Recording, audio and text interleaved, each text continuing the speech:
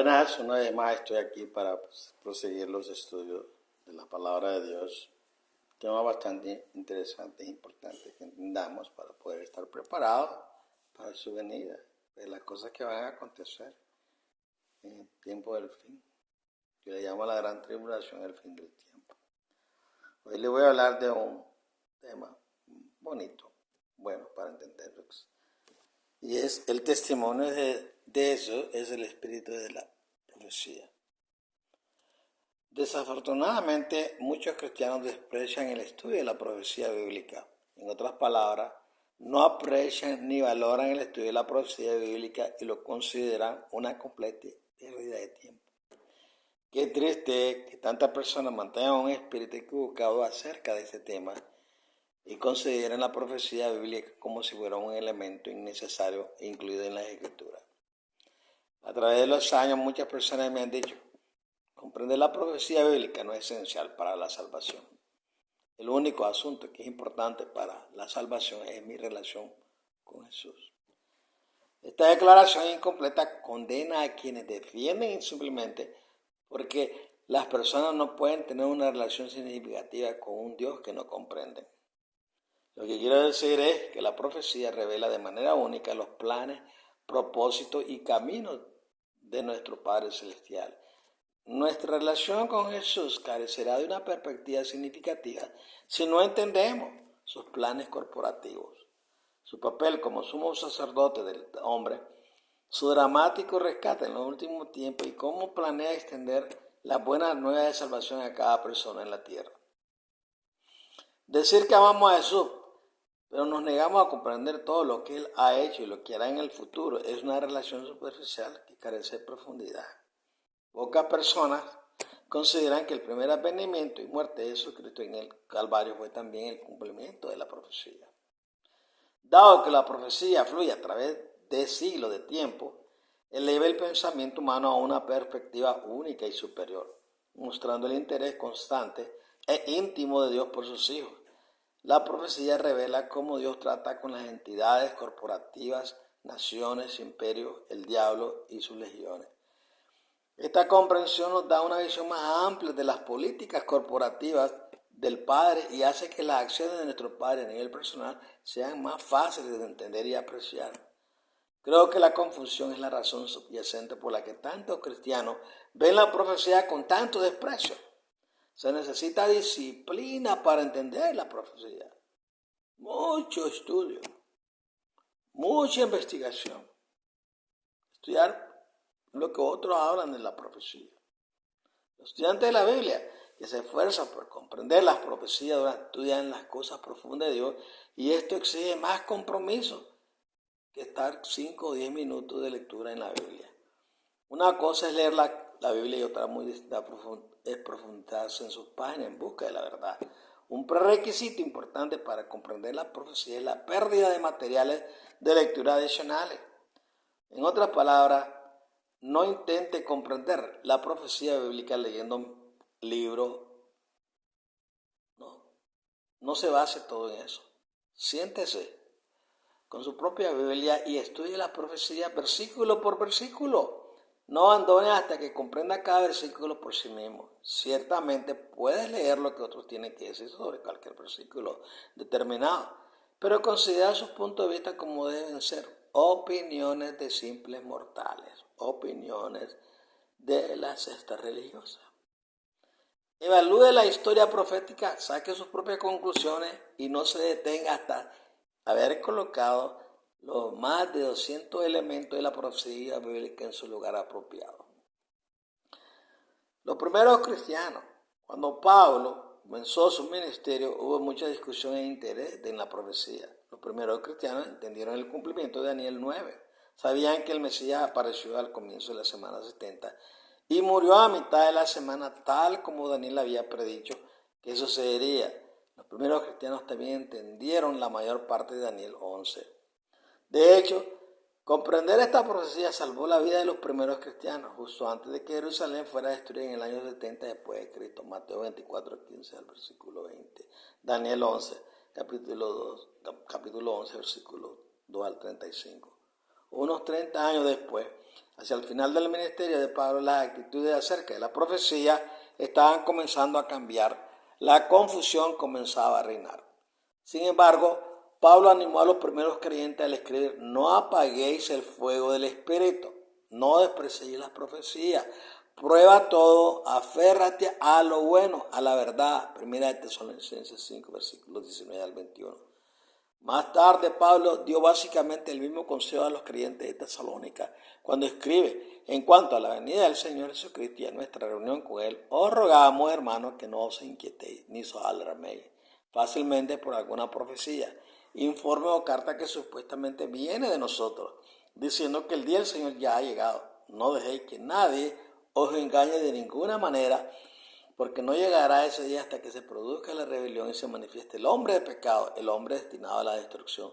Segunda Tesalonicenses 2, versículos 1 al 3. El regreso de Jesús no había ocurrido tan rápido como muchos de los primeros cristianos anticiparon, y ciertos maestros habían visitado Tesalónica, revisando el significado previsto en las profecías para ganar seguidores y respeto, dinero, lo que están haciendo muchos hoy.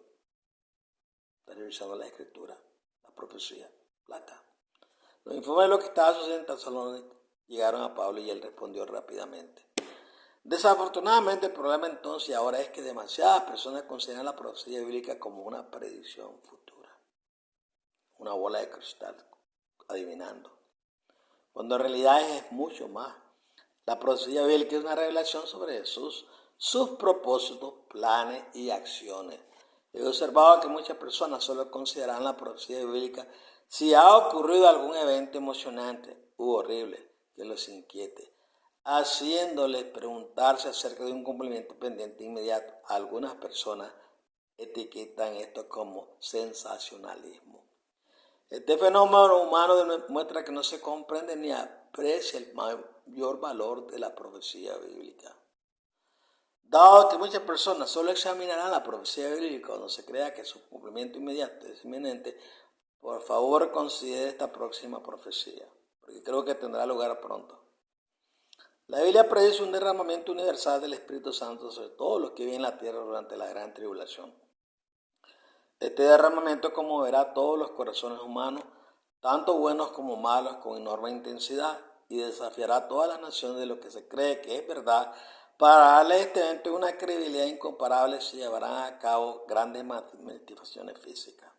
El Sol, la Luna y las estrellas se verán afectadas. Los asteroides impactarán la Tierra, las erupciones volcánicas y los terremotos se convertirán en hechos cotidianos, mientras el océano responde con violentos tsunamis. Durante este mismo periodo, los siervos de Dios, profetas, tanto hombre como mujer, los 144,000 empoderados para este momento, exhibirán el poder del Espíritu descansando sobre él de manera notable, como nunca. Note con atención esta predicción de Joel: y después derramaré mi espíritu sobre todos los hombres. Tus hijas y hijas profetizarán, tus ancianos soñarán sueños, tus jóvenes harán visiones, incluso sobre mis siervos. Tanto hombres como mujeres derramaré mi espíritu en aquellos días. Mostraré prodigios en el cielo y en la tierra, sangre, fuego y nubes de humo. El sol se convertirá en tinieblas y la luna en sangre, antes que venga el día del Señor, grande y terrible. Y todo aquel que invoque el nombre del Señor será salvo, porque en el monte Sión y en Jerusalén habrá salvación, como ha dicho el Señor entre los sobrevivientes a quien el Señor llame. Joel 2, versículo 28 al 32. De estos versículos concluyo 4 cosas. Primero, el derramamiento del Espíritu Santo es un evento único, reservado para un tiempo específico.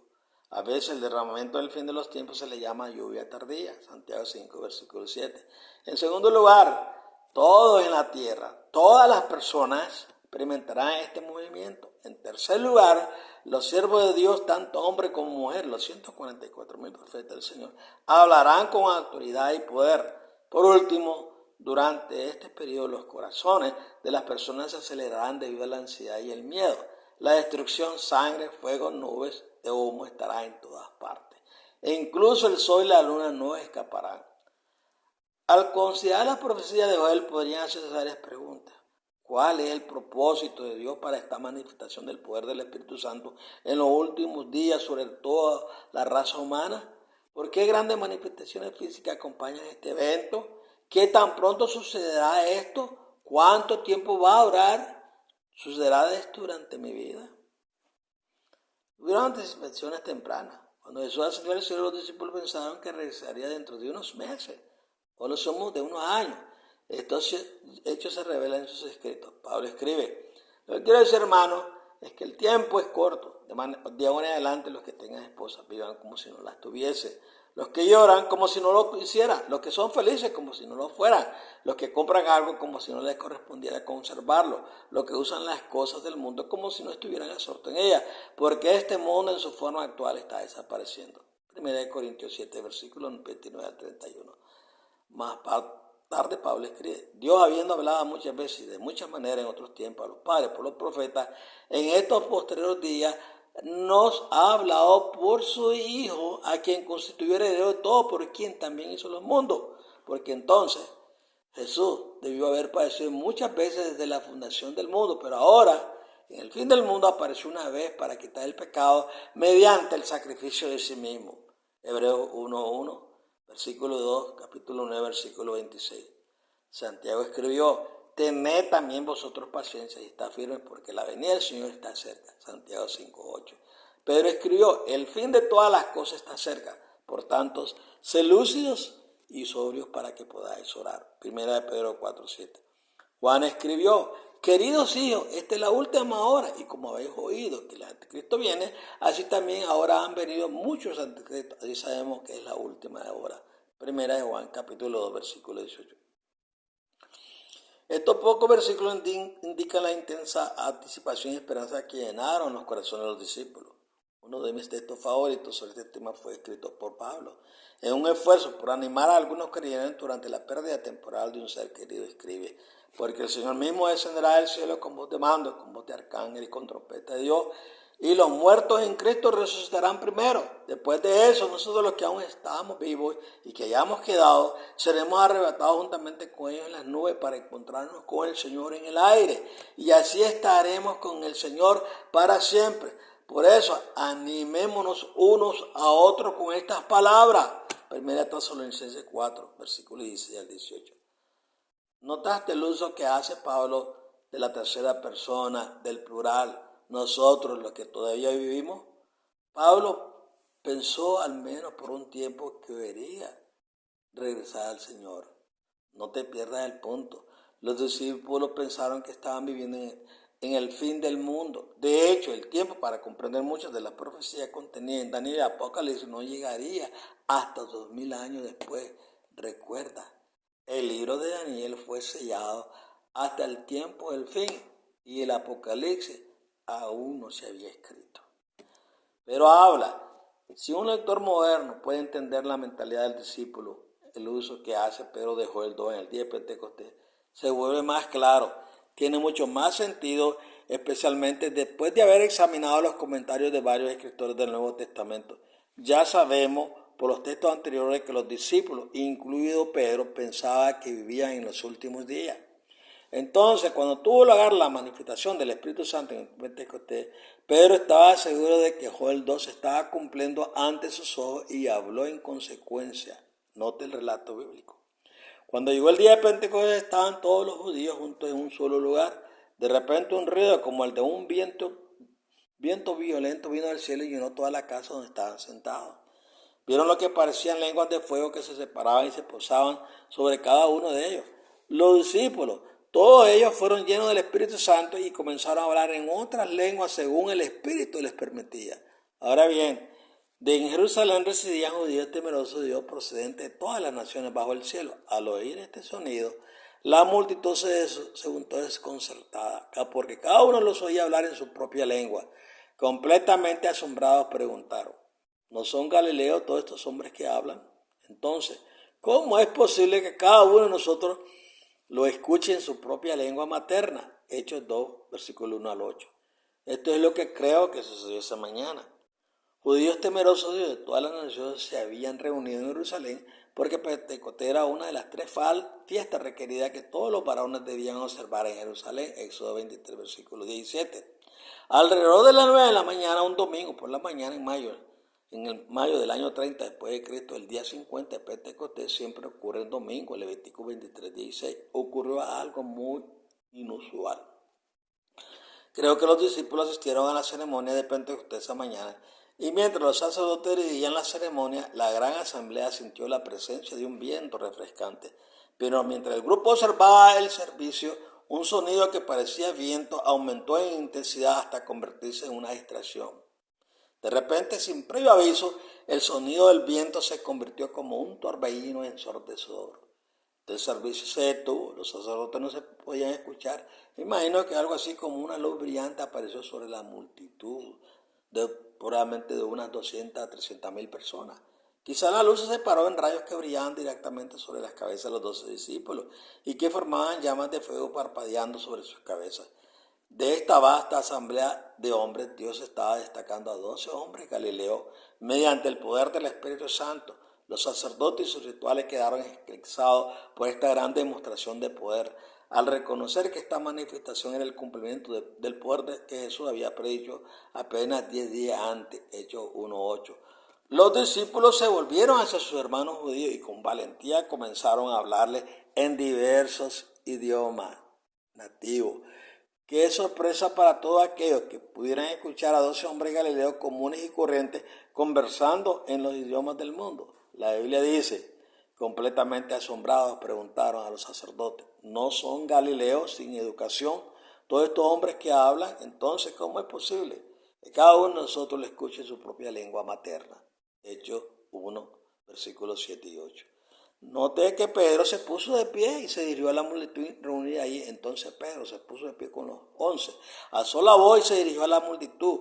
Compañeros judíos y todos los que vivís en Jerusalén, déjame explicarles esto. Escucha atentamente lo que digo. Estos hombres no están borrachos como supone, son solo las 9 de la mañana. No, esto es lo que dijo el profeta Joel. En los últimos días, dice Dios, derramaré mi espíritu sobre todos los hombres. Tus hijos enseguida profetizarán. Tus jóvenes verán visiones, tus ancianos soñarán sueños, incluso sobre mis siervos, tanto hombres como mujeres, derramaré mi espíritu en aquellos días y profetizarán. Haré prodigios arriba en el cielo y señales abajo en la tierra, sangre, fuego y nubes de humo. El sol se convertirá en tiniebla y la luna en sangre antes de la venida del día grande y glorioso del Señor. Y todo aquel que invoque el nombre del Señor será salvo. Hechos 2, versículo 14 hasta el 21. Pedro estaba emocionado y confiado por lo que había ocurrido. Su don natural para el liderazgo lo convirtió en el principal portavoz de los discípulos. Los 11 no pudieron frenar a Pedro, ni quisieron hacerlo también. La nación judía necesitaba escuchar la verdad. Y Pedro, movido por el poder del Espíritu Santo, habló con valentía. Cuando Pedro comenzó a hablar, citó Joel 2. ¿Por qué? Porque Pedro pensó que Joel 2 comenzaba a cumplirse justo antes de esa gran asamblea. Pero reconoció que esta manifestación era un derramamiento del poder del Espíritu Santo y creyó que eso vendría pronto.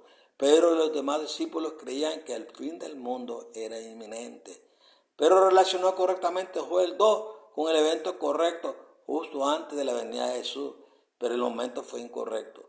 Las especificaciones contenidas en Joel 2 y la historia que rodea a Pentecostés en el año 30 después de Cristo prueban este mismo punto. En resumen, Pedro aplicó mal las escrituras y nos fue perjudicial porque hubo una gran cosecha de 3,000 almas. Sin embargo, a pesar de la afirmación de Pedro, los acontecimientos predichos en Joel 2 aún esperan su cumplimiento. Ahora sé que algunas personas no están de acuerdo con mi afirmación de que Pedro aplicó mal a Joel 2. Dicen que Joel 2 se cumplió en Pentecostés y se cumplirá nuevamente. Sin embargo, no creo que el contexto de Joel 2 respalde esta conclusión. Aún así, estoy dispuesto a permitir que otros tengan el derecho de interpretar la Biblia por sí mismos. Joel 2 no es una profecía apocalíptica. En otras palabras, esta profecía no es una parte integral de las 17 profecías del tiempo del fin que se encuentran en Daniel y Apocalipsis. Para mí, la palabra cumplimiento significa cumplimiento total de todas las especificaciones mencionadas en la profecía. En realidad, considero el uso que hace Pedro de Joel 2 como una ilustración de cómo creo que serán en realidad los eventos predichos en Joel 2. Creo, por razones que no se presenta aquí, que el Espíritu Santo será derramado sobre la tierra. Todas las personas durante la gran tribulación, de manera similar, cada corazón en la tierra será conmovido por la poderosa influencia del Espíritu. Durante los 1260 días de su empoderamiento, los 144,000 siervos de Dios, como los discípulos en Pentecostés, proclamarán la verdad de Dios en todos los idiomas. El resultado será millones, decenas de millones, sí, incluso cientos de millones de personas que responderán al Evangelio de Jesucristo y serán salvas. Sin embargo, para llamar la atención de 8 mil millones de personas, Dios debe tener las actividades diarias de la raza humana. Por eso usa grandes calamidades como sangre, fuego, nubes de humo. Las primeras 4 trompetas de Apocalipsis 8. Aquí la maravillosa misericordia y gracia de Dios se ven por todo lo que es. Pues todos los que invoquen el nombre del Señor serán salvos. Ese día del poder del Espíritu Santo se acerca y el derramamiento prometido en mujer estará a punto de cumplirse. Bueno, está interesante, ¿verdad? Toda esta conversación, pues preparémonos grandemente. Ahora vamos a hablar sobre el espíritu de la profecía. El testimonio de Jesús se menciona 4 veces en Apocalipsis porque será particularmente significativo para las personas de todo el mundo que viven durante la gran tribulación. ¿Cuál es el testimonio de Jesús? Es el espíritu de profecía. El ángel le dijo a Juan, porque el testimonio de Jesús es el espíritu de profecía. Apocalipsis capítulo 19, versículo 10. ¿Qué quiere decir esto? El testimonio de Jesús puede considerarse como las palabras de Jesús. Jesús está vivo, no guarda silencio. Jesús todavía habla y sus palabras o testimonios se transmiten a sus hijos a través del Espíritu Santo. De la misma manera nuestras palabras, oraciones son transmitidas al trono de Dios a través del Espíritu Santo. Romanos 8 y 16, versículos 26 y 27. El Espíritu Santo tiene la capacidad de estar en la tierra y en el cielo al mismo tiempo. De hecho, el Espíritu Santo está en todas partes en cualquier momento dado. Esto desconcierta a la mente finita, pero según Joel 2, el Espíritu Santo será derramado sobre todas las personas al mismo tiempo. ¿Cómo Dios hace esto? No lo sé. De que Él hará esto, podemos estar seguros de que su palabra es segura. Entonces, veamos la explicación bíblica del testimonio de Jesús. Por favor, revise las siguientes referencias. Apocalipsis 1, versículo 1, 2. La revelación de Jesucristo que Dios le dio para mostrar a sus siervos lo que pronto debe suceder. Lo hizo saber enviando a su ángel, a su siervo Juan, quien da testimonio de todo lo que vio, es decir, la palabra de Dios y el testimonio de Jesucristo.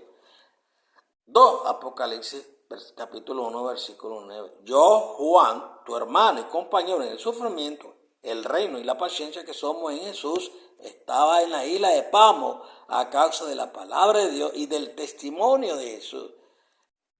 3. Apocalipsis 12, 17. Entonces el dragón se enojó contra la mujer y fue a hacer guerra contra el resto de su descendencia, los que obedecen los mandamientos de Dios y retienen el testimonio de Jesús. 4. Apocalipsis 19, 10. En esto me postré a sus pies para adorarlo, pero él me dijo, no lo hagas, soy consiervo tuyo y de tus hermanos que retienen el testimonio de eso. Alaba a Dios, porque el testimonio de eso es el espíritu de la profecía. Estos 4 versículos contienen varias pistas que debemos investigar más a fondo. En el primer texto, Juan informa que es testigo y da testimonio de todo lo que vio. Juan vio a Jesús. Jesús le habló y durante esta visita Jesucristo le mostró a Juan una serie de escenas que explicaban sus acciones y propósitos.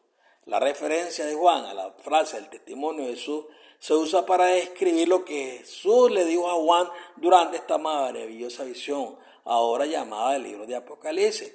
Las palabras de Jesús que le habló directamente a Juan durante esta visión son su testimonio, el testimonio de Jesús. En el segundo texto de Apocalipsis 1:9, Juan explica que está prisionero en la isla de Patmos a causa de la palabra de Dios y el testimonio de Jesús. ¿Qué quiere decir esto? Juan fue prisionero de Roma porque eligió obedecer a Dios en lugar de obedecer al César. Todo cristiano sabe que seguir a Cristo significa que no podemos servir a 2 señores. El diablo estará seguro de que todo aquel que decida seguir a Dios será presionado hasta sus límites humanos en un esfuerzo por obligarlo a renunciar a su fe.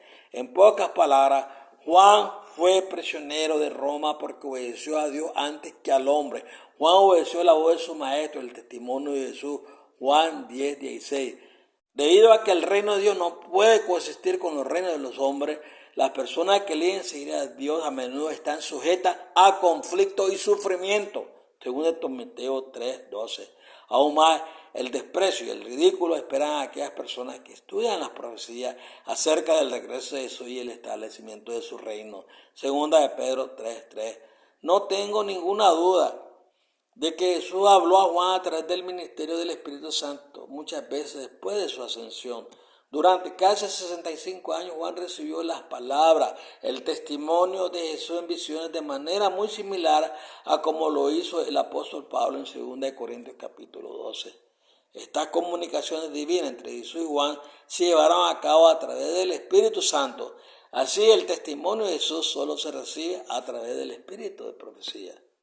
El tercer texto anterior, Apocalipsis 12:17, habla del ataque del diablo dirigido al último o al resto de la descendencia de la mujer. La mujer en Apocalipsis 12 representa al pueblo de Dios que a lo largo de los siglos ha podido, gracias a la misericordia especial de Dios, escapar de la extinción a manos del diablo. En el versículo 17, la Biblia predice un asalto final desatado contra el pueblo de Dios durante la gran tribulación. El pueblo de Dios será identificado como aquellos que obedecen los 10 mandamientos de Dios y se aferran al testimonio, las palabras de Jesús. Los mandamientos de Dios son pocos, solo 10. Durante la gran tribulación el hombre carnal verá los 10 mandamientos con gran condescendencia. Los arrogantes líderes mundiales y sus gobiernos desafiarán a Dios y su ley, mostrando especial desprecio hacia el cuarto mandamiento y todos los que lo observan. La situación será muy tensa. La abrumadora destrucción de los juicios de Dios hará que todos los líderes mundiales promulguen leyes respecto a un día santo de adoración. Todos los que se niegan a adorar según las leyes del país serán severamente castigados. Se avecina una gran contienda entre aquellos que adoran a Dios en espíritu y verdad y el nuevo orden mundial del diablo. Con el tiempo, la controversia se centrará en la adoración y el séptimo día de reposo de Dios. Este asunto será de lo más convincente. Otra indicación esencial del pueblo de Dios se da en el versículo 17. La Biblia indica que el remanente retendrá el testimonio de Jesús. ¿Qué quiere decir esto? Saber que el testimonio de Jesús es el espíritu de profecía, Apocalipsis 19:10, y saber que el Espíritu Santo va a ser derramado sobre todas las personas, Joel 2, especialmente sobre los siervos de Dios, Joel 2 y Apocalipsis 7:1-8, por un periodo de 1260 días, Apocalipsis 11:3, podemos concluir con seguridad lo siguiente: durante la gran tribulación, todos serán severamente probados. Todas las religiones, todos los religiosos, todo el mundo, los 8.000 millones de personas que están en este planeta, para animar a sus santos que sufren, Jesús les hablará a sus hijos desde su trono en el cielo. El Espíritu Santo escuchará lo que dice Juan 16:13 y entregará el testimonio de Jesús a sus siervos, los 144.000 profetas del Señor. Joel 2, Apocalipsis 7:1-8. Ellos a su vez hablarán y animarán a aquellas personas que han sometido el control de sus corazones al Espíritu Santo. ¿Se te ocurre una mejor manera para que Jesús anime a quienes viven por fe que hablarles personalmente a través del Espíritu Santo y sus siervos? No es de extrañar que Juan describa a este último grupo de santos como los retenedores del testimonio de Jesús. El testimonio de Jesús es una comunicación viva, es una conexión directa con Dios y viene a través del don profético. 1 Corintios capítulo 14, versículo 1-5. A medida que los días oscuros de la gran tribulación amanezcan en la tierra, el espíritu de profecía se observará en todo el mundo entero. Cuidado con las falsificaciones, tenga cuidado. Tenga en cuenta que existe una falsificación popular del auténtico don del espíritu de profecía. De vez en cuando en la televisión ciertos predicadores o miembros de su rebaño afirman tener el don de profecía. En momentos específicos estas personas se pondrán de pie y proclamarán ciertos mensajes que supuestamente provienen del Señor. A veces hablan en lenguas desconocidas, a veces hablan claramente en la lengua vernáculo común. En cualquier caso, esta manifestación popular está diseñada para A, probar que Dios está presente y muestra su aprobación a través del ministerio del Espíritu Santo, y B, respaldar al orador como un verdadero portavoz de Dios. Sin embargo, tales manifestaciones no prueban ninguno de los dos puntos. Jesús advirtió a los discípulos diciendo: no todo el que me dice Señor, Señor entrará en el reino del cielo, sino el que hace la voluntad de mi Padre que está en los cielos. Muchos me dirán en aquel día: Señor, Señor, no profetizamos en tu nombre y en tu nombre expulsamos demonios y hicimos muchos milagros. Entonces les diré claramente, nunca te conocí, apartado de mí, malhechores. Mateo 7, versículo 21 a 23. Así que asegúrese de tener claro este punto. Las manifestaciones espirituales religiosas no demuestran la aprobación de Dios. Tengo un punto serio. Cuando el Espíritu Santo revela las palabras o el testimonio de Jesús, la revelación es significativa, leccionadora y universal.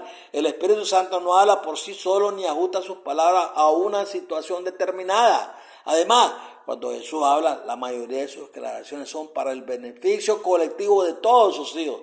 Note esto. Las lenguas pues son una señal no para los creyentes, sino para los incrédulos.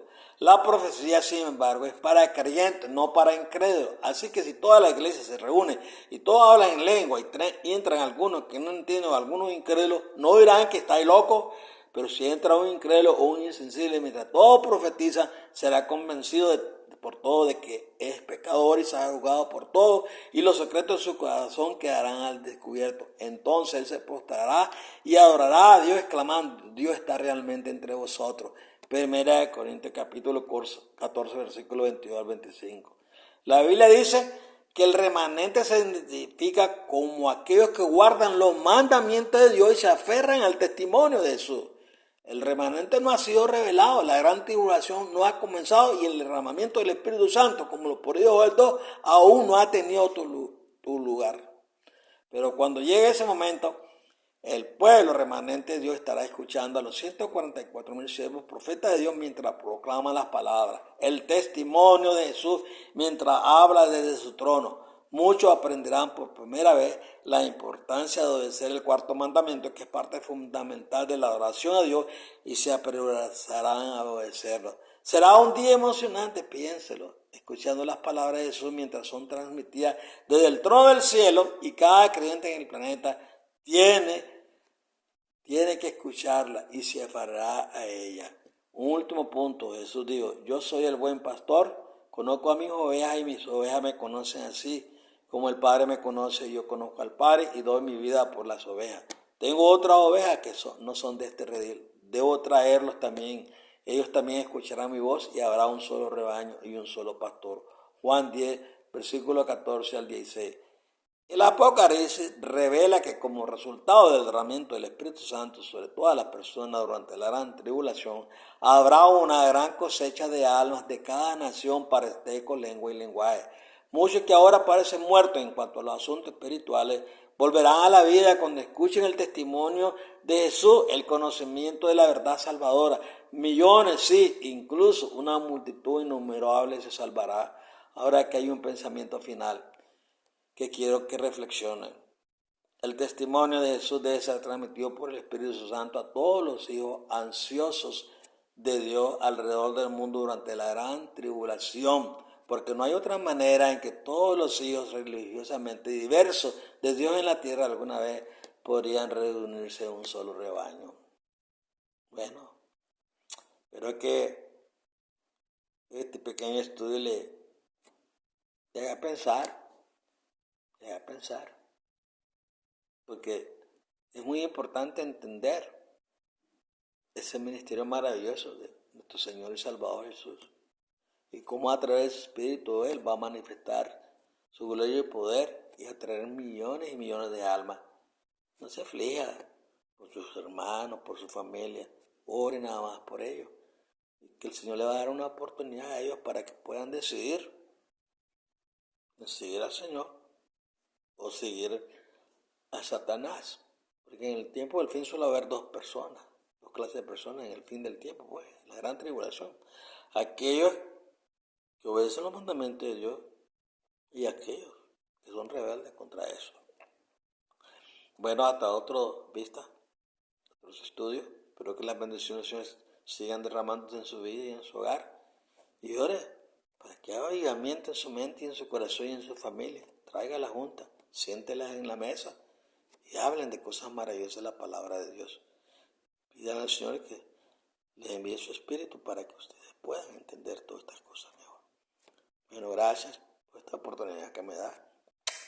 Que la gloria del Señor esté con ustedes, sus hijos, los cuide, los guarde, su esposo también y a usted también, donde trabaja y donde camina. Bye.